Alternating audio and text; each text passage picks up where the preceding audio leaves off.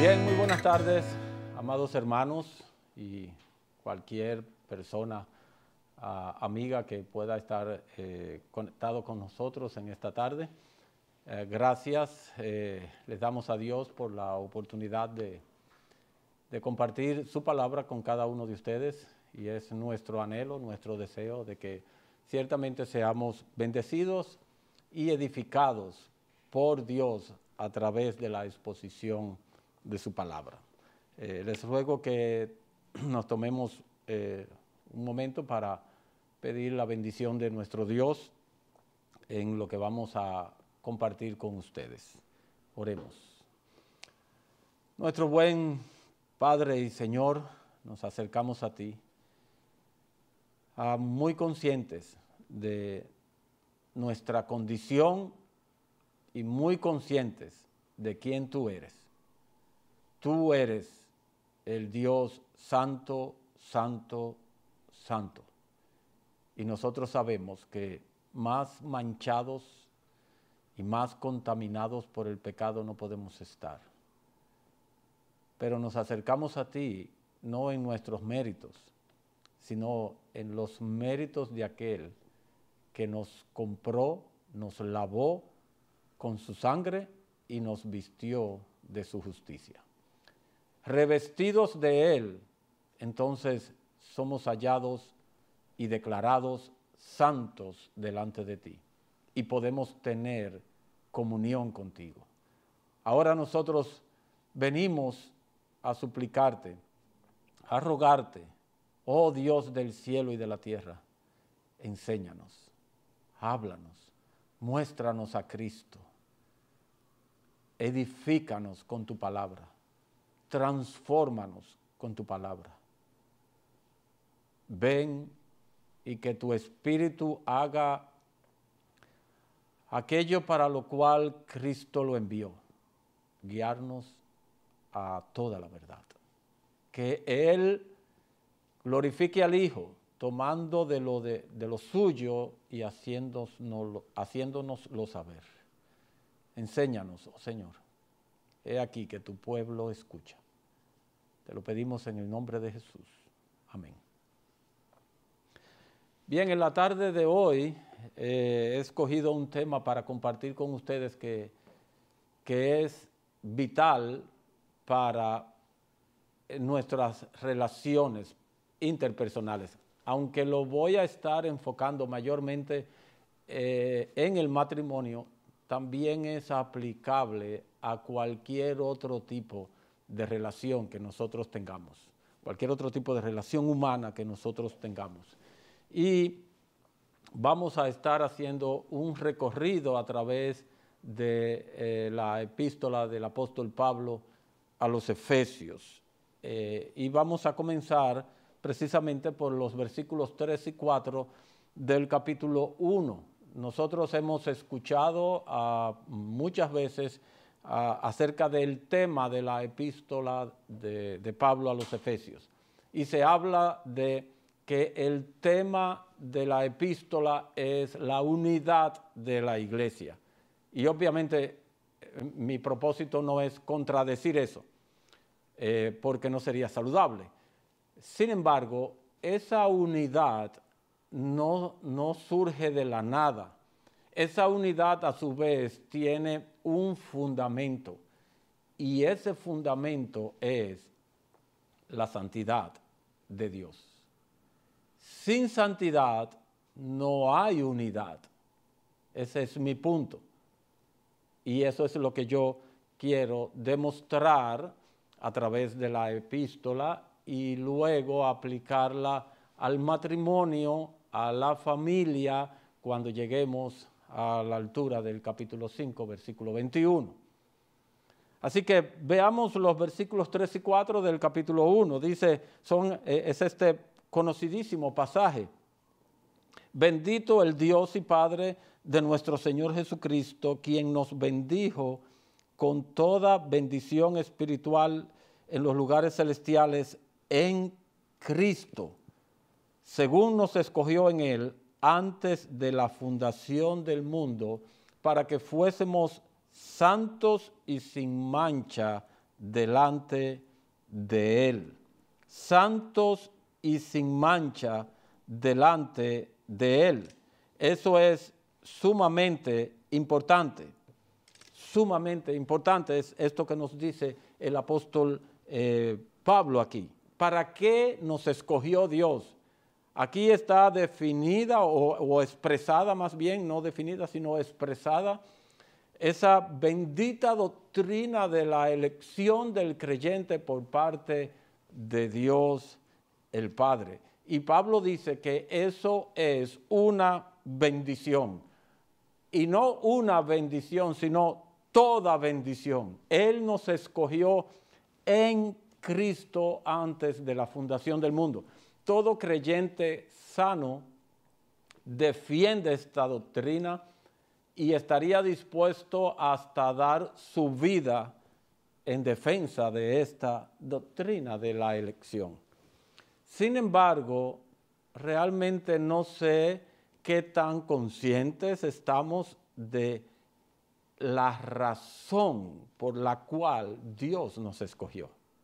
Dice el versículo 4, introduce un para, que indica propósito, para que fuésemos o fuéramos santos y sin mancha delante de Él. De manera que Dios no nos escogió meramente por escogernos. Él nos escogió con un propósito, que fuéramos santos y sin mancha. Y tenía que ser necesariamente así. Él es el Dios santo, santo, santo. Si vamos a tener comunión con Él, si vamos a tener una unidad con Él, tenemos que compartir su naturaleza. Entonces, Él se está comprometiendo aquí a llevar a cada uno de aquellos que Él escogió a ser santos. Ese es el propósito. De modo que, como les decía hace un momento, la unidad de la iglesia, la unidad entre los creyentes, tiene su base en la santidad. Tú eres santo, yo soy santo. Entonces podemos tener comunión. Dios es santo, Él nos ha hecho santos y nos está santificando por medio de la obra de su Espíritu, y entonces podemos tener comunión con Él. Tal como lo expresa el apóstol Juan en su primera carta. Dios es luz y no hay ninguna tinieblas en Él. Y luego, un par de versículos más abajo señala, si estamos en luz, como Él está en luz, tenemos comunión unos con otros. Y la sangre de su Hijo Jesucristo nos limpia de todo pecado. Él está en luz. Para tener comunión con Él, para poder tener una unidad con Él, nosotros tenemos que ser luz también. Para eso Cristo murió y derramó su sangre, para limpiarnos continuamente de todo pecado, de modo que siempre estemos en luz, como Dios está en luz. Si tú estás en luz y yo estoy en luz, entonces tú y yo podemos tener comunión los unos con otros. Esa es la base de la unidad, tal como el apóstol también lo expresa más adelante en esta misma epístola. O sea, ¿cuál es el propósito de la venida de Cristo y del establecimiento de su reino? Poder reunir todas las cosas en Él, todas las cosas en Él. Y si analizamos, y no lo podemos hacer por causa del tiempo, si analizamos las oraciones de Pablo en esta epístola, podremos ver que ciertamente todo tiende a ser como Cristo. a transformarnos en la imagen de Cristo, de manera que podamos ser santos y podamos crecer en santidad. Ese es el punto. En el capítulo 2, o al final del capítulo 1, dice, hablando de la resurrección de Cristo, dice, la cual operó en Cristo resucitándolo de los muertos y sentándolo a su diestra en los lugares celestiales, sobre todo principado y autoridad y poder y señorío y sobre todo nombre que se nombra, no solo en este siglo, sino también en el venidero, y sometió todas las cosas debajo de sus pies y lo dio por cabeza sobre todas las cosas a la iglesia, la cual es su cuerpo, la plenitud del que todo lo llena en todo. Cristo es el que le da cohesión al cuerpo, unidad al cuerpo. Dios todo lo sometió debajo de su autoridad. Y cuando él inicia el capítulo 2, nos recuerda cuál era nuestra condición antes de venir a Cristo. Estábamos muertos. Y como Él es la vida, Él es el Dios viviente, pues los muertos no pueden tener unidad, no pueden tener comunión con el Dios viviente. Por eso teníamos que ser resucitados para poder tener comunión con Él, para poder tener una unidad con Él y una unidad entre nosotros. Y nosotros muy bien sabemos que el apóstol aquí, a partir del versículo 11, nos habla de eso que es necesario para la unidad, para la comunión. Él nos recuerda que anteriormente nosotros, los gentiles en cuanto a la carne, estábamos sin Cristo, apartados de la ciudadanía de Israel, extraños a los pactos de la promesa, sin esperanza y sin Dios en el mundo. Pero ahora, en Cristo, entonces hemos sido hechos cercanos por la sangre de Cristo. Ya no somos extranjeros ni advenedizos, sino que somos conciudadanos de los santos y miembros del cuerpo de Cristo. Es decir, tenemos unidad. Cristo es quien nos une. Pero eso no es indistintamente. Para lograr esa unidad, Él tiene que santificarnos. Él tiene que santificarnos. Tenemos que ser santos. Por eso es que la disciplina eclesiástica es necesaria, porque la disciplina eclesiástica se aplica en aquellos que en algún momento en su caminar cristiano se apartan de la santidad, cometen algún tipo de pecado que atenta contra esa unidad que debe existir en el cuerpo de Cristo. Es necesario que ese miembro sea sanado, que ese miembro sea restaurado para que nuevamente podamos volver a tener comunión.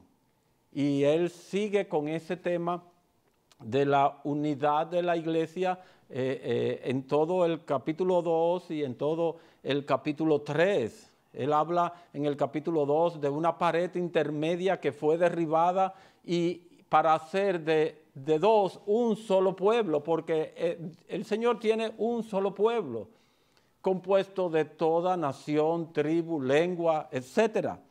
Y él habla en el capítulo 3 y nos dice que ese era el gran misterio escondido por siglos. ¿Y cuál era ese misterio? Que la salvación no es nacional, no es geográfica, es universal.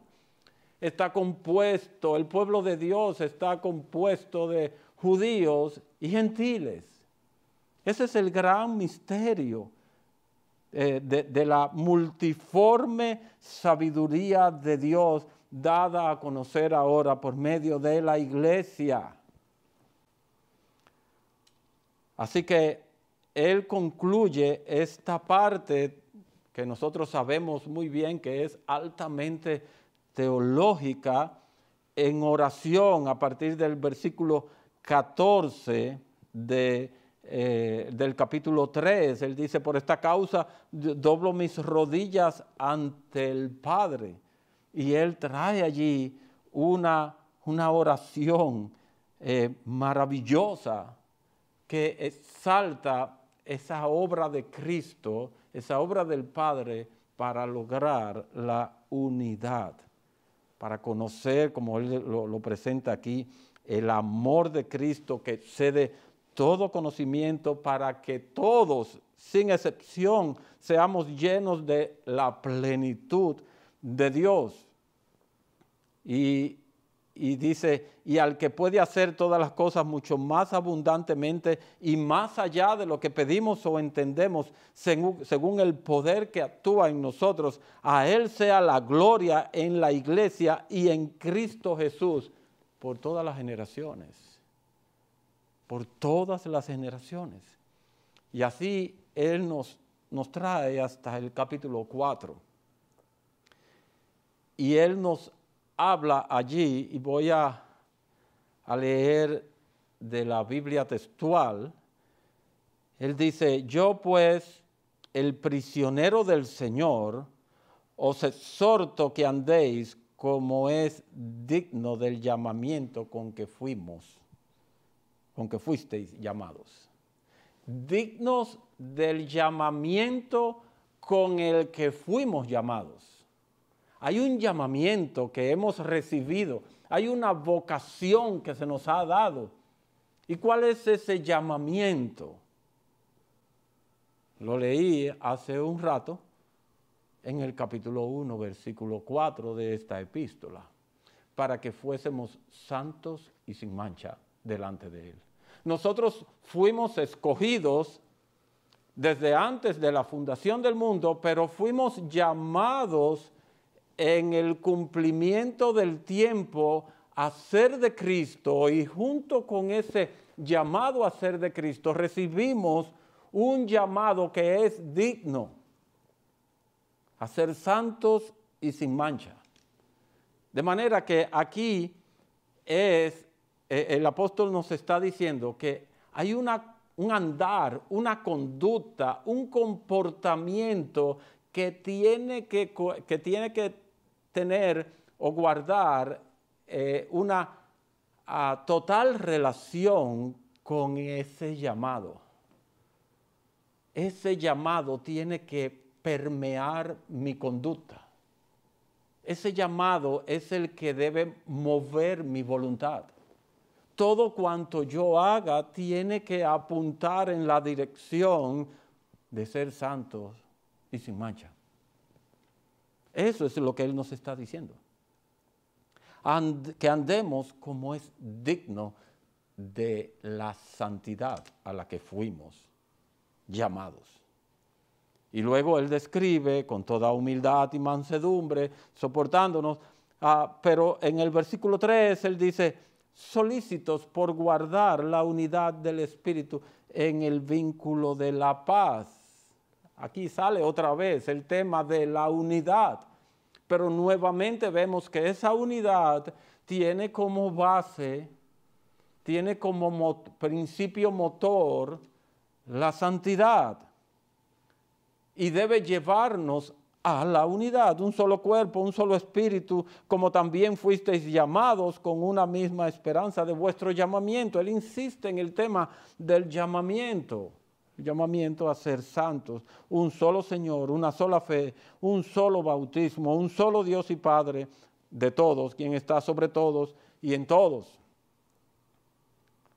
Entonces, nosotros tenemos el llamado a ser santos.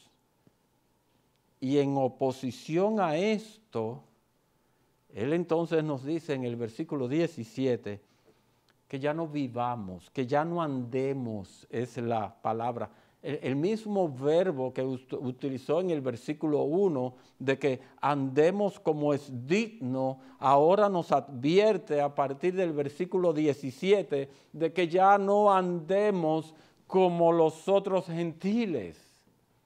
Hay un andar que no es digno del llamamiento con que hemos sido llamados por Dios. Y a partir de aquí, el apóstol Pablo va a traer delante de nosotros tres figuras contrastantes que nos sirven de advertencia por un lado, pero también de ánimo por el otro. Y me refiero al viejo hombre y al nuevo hombre, a hacer tinieblas y a hacer luz, a ser necios y a ser sabios, redimiendo el tiempo. Y Él va a hablarnos de eso. Él nos va a presentar lo que es un andar no digno del santo llamamiento con que hemos sido llamados por Dios. Y nos va a mostrar, por el otro lado, lo que es andar dignamente. Lo que es andar dignamente. Entonces tenemos un contraste aquí, una advertencia: no anden como los demás gentiles. Y una invitación a andar como es digno de todo aquel que fue escogido por Dios desde antes de la fundación del mundo y que ha sido llamado por Dios a ser santo y sin mancha delante de Él. Así que Él nos dice en el versículo 22, en cuanto a la antigua manera de vivir, despojaos del viejo hombre. Hay algo que yo no puedo ignorar, y es mi antigua manera de vivir. Pero no es que no puedo ignorar y resignarme. No, yo tengo algo que hacer también. Yo tengo que despojarme, es algo que yo tengo que hacer. Es verdad que cuento con el poder y la gracia que el Espíritu de Dios que mora en mí me transmite. Pero yo tengo que hacerlo. Yo tengo que estar involucrado en despojarme de ese viejo hombre.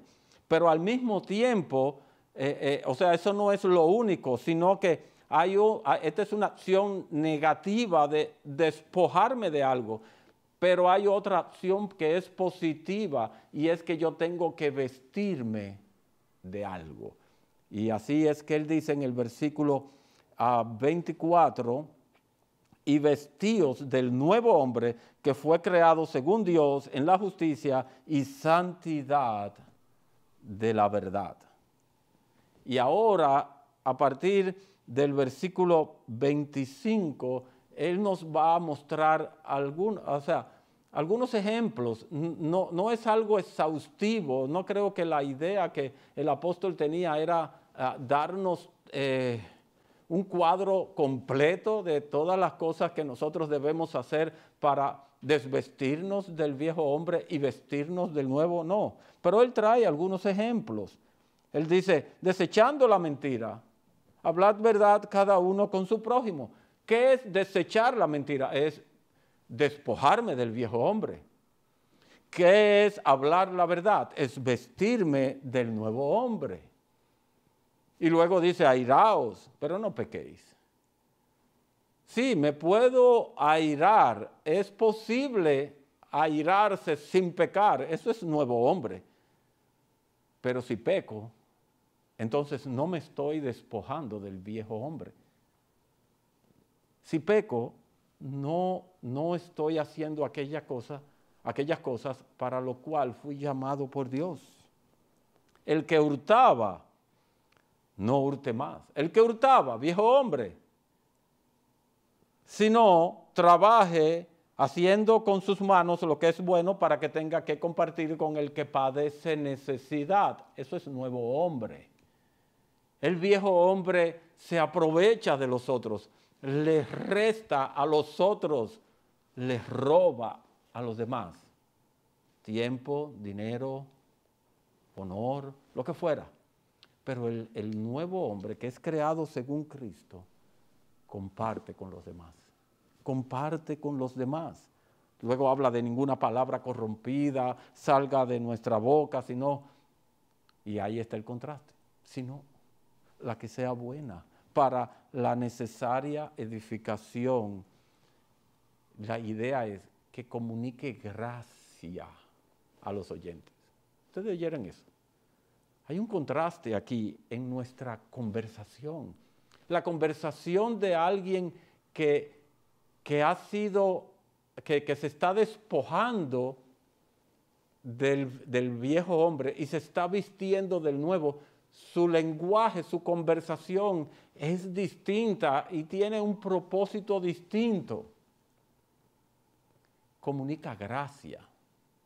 ¿Qué es gracia? Nosotros sabemos lo que es gracia.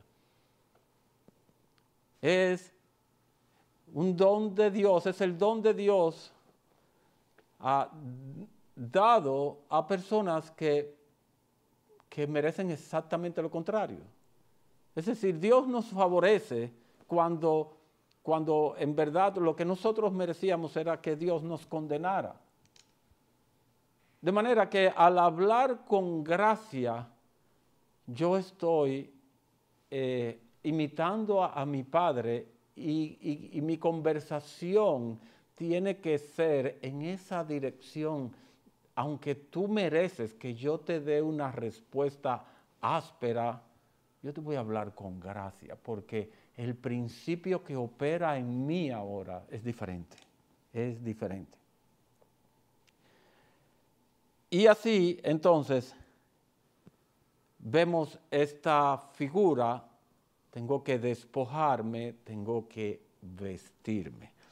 A partir del capítulo 5, a Pablo pasa de una manera muy gradual, una transición bien gradual para la presentación de la otra figura. Él dice en el versículo 3 del capítulo 5, luego de habernos dicho que imitemos a Dios en su bondad, en su compasión y en su disposición a perdonar y que seamos imitadores de Él y que andemos o que nos conduzcamos en amor como lo hizo Cristo, Él introduce un pero, fornicación y toda inmundicia o avaricia, ni aun se nombre entre vosotros como conviene a santos. Y luego sigue describiendo la conducta obscena, el necio hablar, cosas que no convienen. Porque esto, y estoy leyendo de la Biblia textual, porque esto lo sabéis con certeza, que ningún fornicario o inmundo o avaro, esto es idólatra, tiene herencia en el reino de Cristo y de Dios. Y añade en el versículo 7, no seáis pues partícipes con ellos. ¿Por qué? Porque, y aquí viene la figura, porque en un tiempo erais tinieblas. Y eso era lo que hacía o lo que hace todo aquel que está en tinieblas. Fornicación, inmundicia, avaricia, necedad, conducta obscena, mal hablar, desobediencia a la voluntad de Dios. Eso es lo que hace a alguien que está en tinieblas. Pero ahora, dice el apóstol, sois luz en el Señor. Y aquí viene otra vez el verbo andar. Andad como hijos de luz. Es decir, ustedes han sido hechos luz. Ustedes han sido trasladados de las tinieblas a su luz admirable. Andad como hijos de luz. Es decir, tiene que haber una relación directa, estrecha, entre lo que yo soy o lo que yo he sido hecho más bien y mi conducta en lo adelante.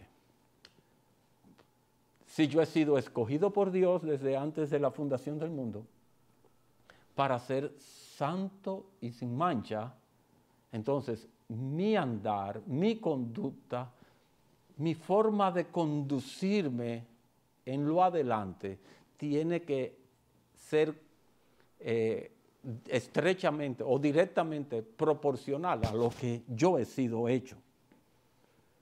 Y él dice, porque el fruto de la luz es en toda bondad, justicia y verdad, poniendo a prueba lo que agrada al Señor, no participando de las obras infructuosas de las tinieblas, no envolviéndome en ellas, sino más bien reprendiéndolas, porque vergonzoso es aún hablar de lo que ellos hacen en secreto. En secreto. Entonces, es una forma de ver nuestro llamado usando otra figura distinta. Primero, el viejo hombre, el nuevo hombre, despójate, vístete. Ahora esto apunta a nuestra naturaleza interior. Tú eres luz y no tinieblas. Tú tienes que reflejar la luz que hay en ti, que no es otra cosa que el reflejo de la luz gloriosa de Cristo a través del Evangelio. Tiene que haber una correspondencia. Y ahora él introduce la tercera figura de que les hablé, a partir del versículo 15. Mirad pues con diligencia cómo andéis. Otra vez, el mismo verbo. Él insiste. No como necios, sino como sabios. No como necios, sino como sabios. Ahora, él no lo va a dejar en algo tan genérico como la sabiduría y la necedad. No, él va a decir ahora, aprovechando bien el tiempo, y aquí tiempo no es cronológico, no se está refiriendo al hecho de aprovechar el tiempo en el sentido de ser efectivo en el uso del tiempo, de hacer lo que es prioritario primero. No se está refiriendo a eso. Aquí tiempo es oportunidad. Es oportunidad. Él no usa la palabra griega cronos, que es la que indica hora. Él está usando la palabra kairos, que habla de oportunidad. Entonces, debemos aprovechar cada oportunidad que Dios nos presenta para ser sabios, no necios. No necios. Y ahora Él nos va a decir qué es lo que va a determinar si somos una cosa o la otra. Dice en el versículo 27, por tanto, no seáis insensatos, sino entendidos de cuál sea la voluntad del Señor. ¿Qué es lo que va a determinar si soy sabio o soy necio? Mi entendimiento de la voluntad del Señor. De manera entonces que la palabra de Dios es, yo no sé ni cómo llamarla, tengo que usar necesariamente palabras conocidas, es vital, es esencial, es imprescindible para nosotros conocer la voluntad de Dios y por ende para ser sabios y no necios. Y ahora él usa una figura sumamente interesante, sumamente gráfica. Él dice, no os embriaguéis con vino, en lo cual hay disolución, antes bien, sed llenos del Espíritu. Y esto es interesante. Él usa la figura de un borracho, de alguien que se embriaga. ¿Y qué se necesita para que alguien se embriague? Bueno, se necesita mucho alcohol. mucho alcohol. Pero no solamente se necesita mucho alcohol.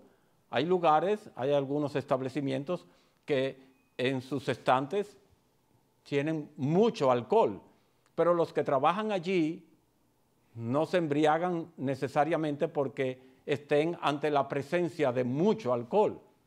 No, tiene que haber una disposición de la voluntad a tomármelo. A tomármelo.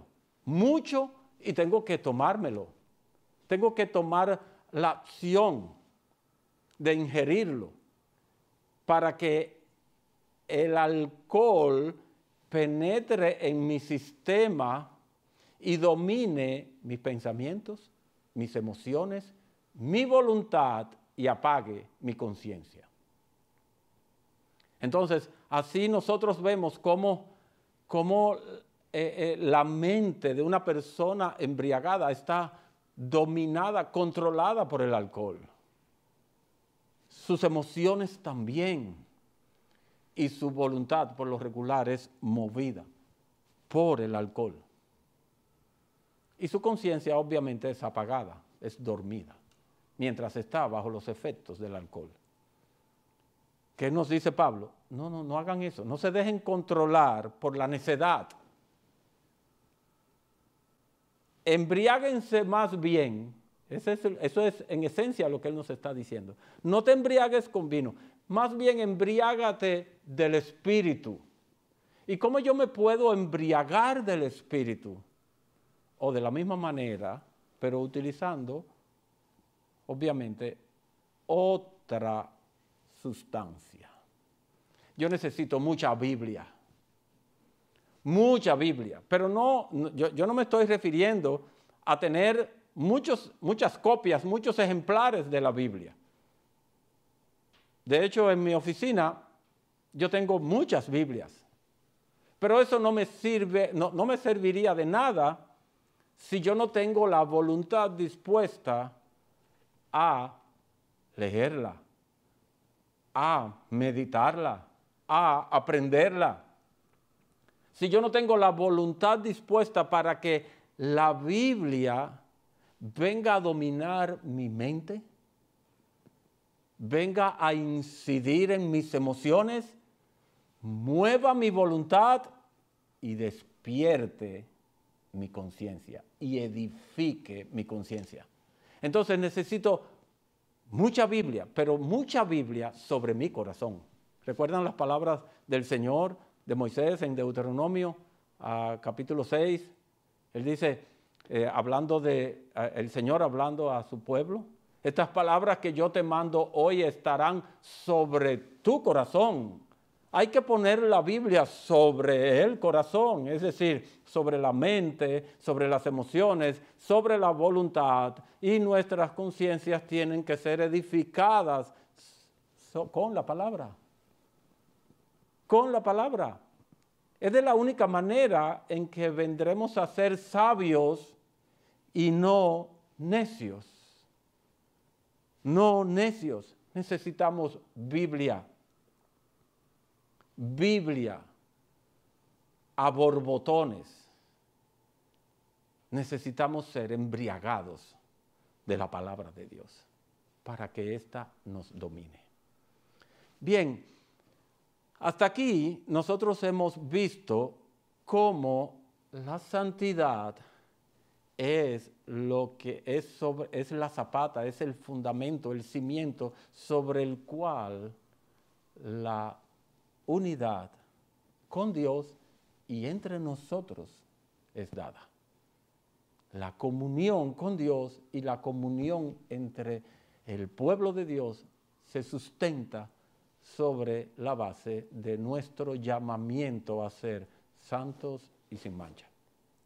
Ahora, antes de que esta unidad se manifieste en la iglesia, es menester que esa unidad,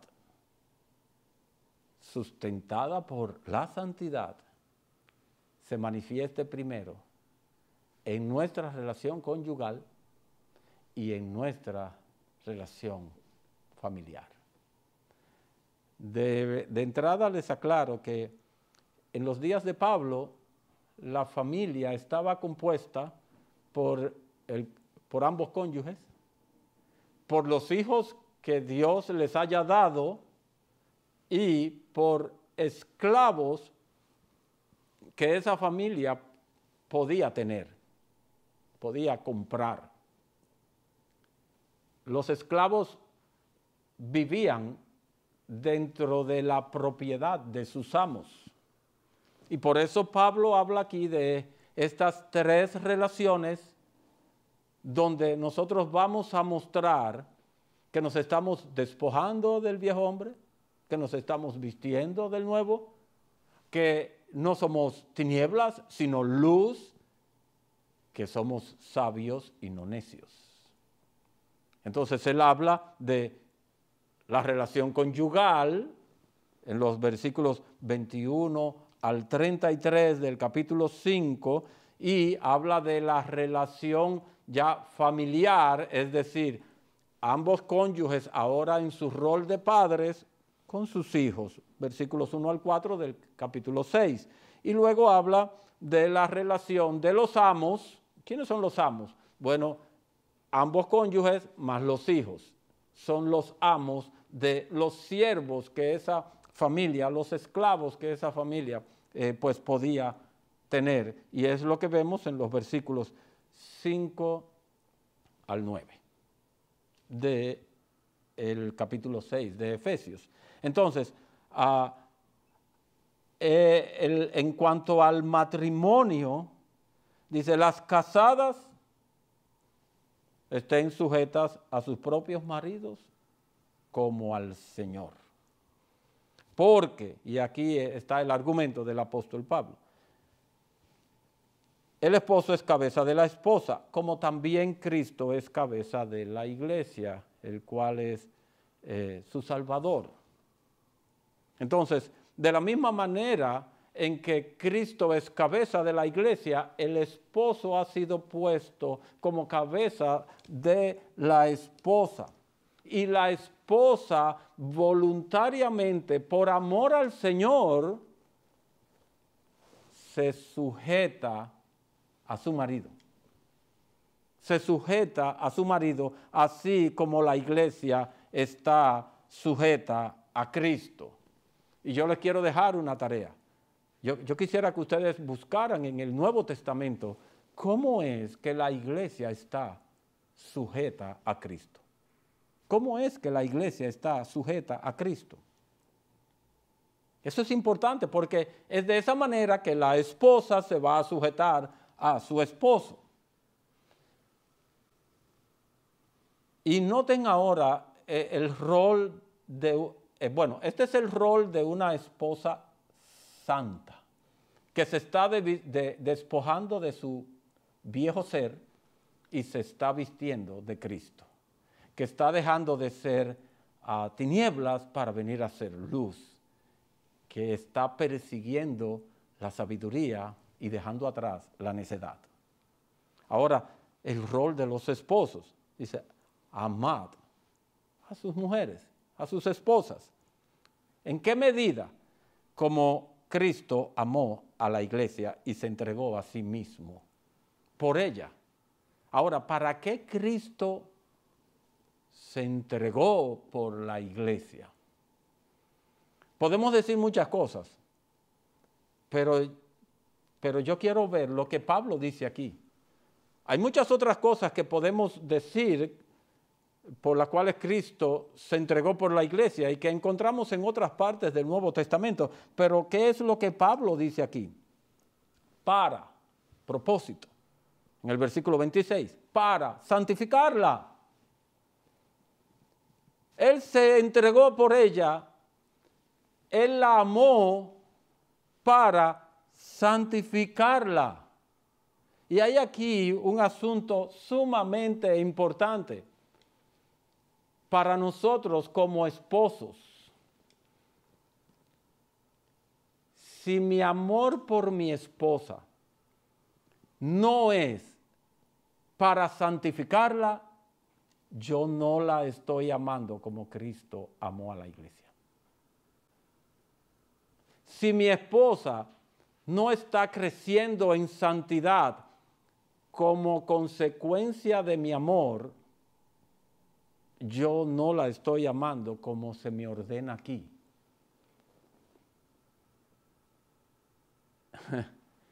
Yo no sé si ustedes están captando la fuerza de esto. Tú puedes ser un hombre atento, detallista, tú puedes tener en cuenta sus fechas de cumpleaños, el aniversario de bodas, tú puedes llenarla de toda clase de comodidades,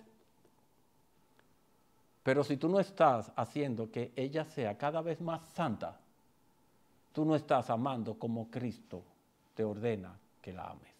Tú no estás amando como Cristo amó a la iglesia, porque Cristo amó a la iglesia y se sacrificó por ella para que la iglesia fuese santa. Entonces, mi hermano, interésate por saber cuál es el grado de santidad de tu esposa hoy. Hoy, porque si no, si tu esposa no está creciendo, si tu esposa no tiene la estatura que debería tener en santidad, es porque tú has fallado en amarla. Es porque tu sacrificio está siendo empleado para otra cosa. Porque aquí dice que Cristo amó a la iglesia, se entregó por ella para santificarla, habiéndola purificado en el lavamiento del agua por la palabra. La santidad se logra, la santidad se construye, se cultiva, se edifica con la palabra. Entonces, que tú le estás dando como muestra de amor a tu esposa, solamente atenciones, solamente objetos de este mundo, o tú le estás dando la palabra. Tú te estás ocupando de que la palabra sea, de que ella se esté llenando, de que ella se esté embriagando de la palabra. Dice, a fin de presentársela a sí mismo como una iglesia gloriosa, sin mancha, ni arruga, ni cosa semejante, sino que sea santa y sin mancha. Santa y sin mancha. Es de esa manera. Es de esa manera que yo amo a mi esposa, o que yo debo amar a mi esposa, procurando su santidad. No es que las demás cosas no sean importantes, claro que lo son, pero lo son en la medida en que yo procuro que ella sea cada vez más santa, porque eso es lo que Cristo está haciendo con su iglesia, de la cual yo soy parte. Entonces, sin santidad, no hay unidad conyugal. No hay unidad conyugal sin santidad.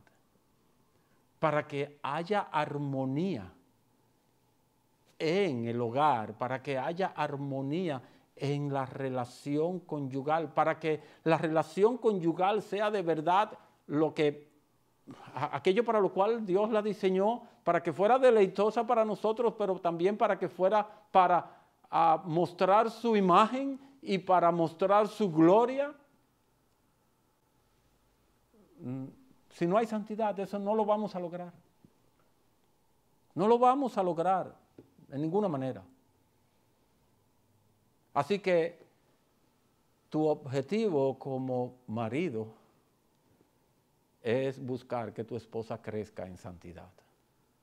Tu objetivo como esposa es lograr que también tu esposo crezca en santidad. De manera que el objetivo común es que ambos crezcan en santidad.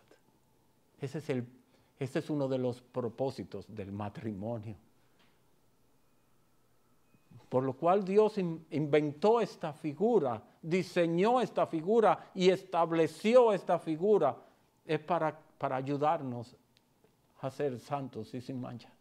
Para que ambos, recuerden lo que dice el versículo 21, someteos unos a otros en el temor de Cristo.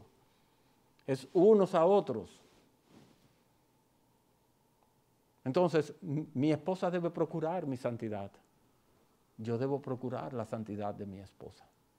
Entonces tendremos un matrimonio que es digno del santo llamamiento con que hemos sido llamados por nuestro Dios. Me van a quedar dos figuras. El tiempo se nos ha ido y no puedo continuar más adelante, pero es lo mismo que prima en la relación de padres e hijos, y es lo mismo que prima en la relación de siervos y amos. Y luego Pablo, y esto lo voy a mencionar rápidamente, nos habla de la armadura del cristiano. Y normalmente nosotros pensamos en la armadura del cristiano para una guerra en campo abierto. No, nosotros necesitamos de la armadura de la que Pablo nos habla aquí, primariamente para nuestra lucha en pos de la santidad o por la santidad en el contexto de nuestro hogar, primariamente. Es desde allí que nosotros debemos vestir esa armadura. Nuestro hogar no es un lugar de descanso en todo el sentido de la palabra. Está supuesto a ser un lugar de descanso, pero realmente nuestro hogar es un campo de batalla, donde yo lucho por la santidad de mi esposa, por la santidad de mis hijos y por la santidad de cualquiera que habite o interactúe conmigo bajo mi techo. De verdad, hermanos, que Dios nos ayude, porque esta es una ardua tarea que nosotros tenemos por delante, pero que no podemos eludirla. Es una guerra, es una lucha que no podemos eludir, que no podemos evitar, sino que tenemos que pelearla. Contamos con la ayuda del Espíritu. Contamos con la gracia y el poder de nuestro Dios. Tenemos la palabra. Así que usémosla apropiadamente. Que el Señor nos ayude y nos bendiga. Vamos a orar. Oh Señor, te damos muchas gracias por tu bendita palabra. ¿Qué sería de nosotros sin ella? Andaríamos como un barco a la deriva. Andaríamos sin rumbo.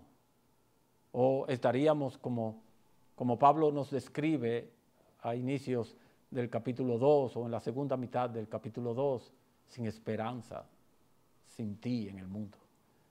Oh Señor, gracias por dejarnos tu palabra.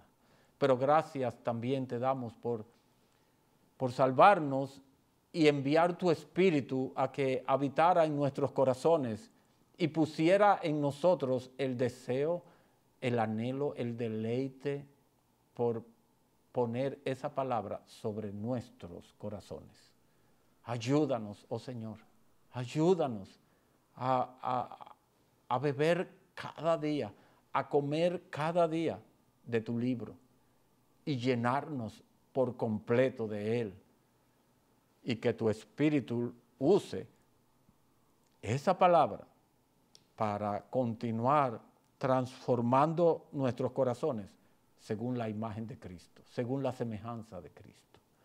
Ayúdanos, oh Señor, ayúdanos a ser santos y sin mancha. Ayúdanos a andar como es digno del llamamiento con que tú nos llamaste en Cristo Jesús. Oh Señor, ten misericordia. Oh Señor, no nos dejes a nuestras propias expensas, en nuestras propias fuerzas. Ven, bendícenos, Señor. Te lo pedimos.